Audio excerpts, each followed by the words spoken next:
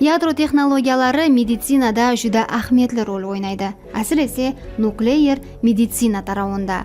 Ядро медицинасында ядро энергиясы һәм радиоактив изотоплар қолданылады.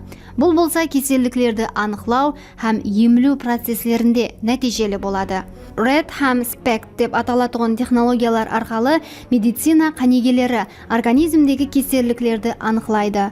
Бұнда радиоактив изотоплар организмге кіргізіледі, һәм олар суретке алынады.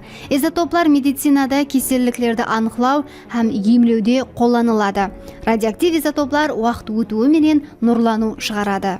Бұл нұрлануды арнаулы аспап жәрдемінде өлшеп, бұл арқылы организмдегі машқала, ямаса кеселдіктерді табу мүмкін. Бұндай технологиялар текарынан рак, ямаса жүрек кеселдіктерін анықтауда қолданылады.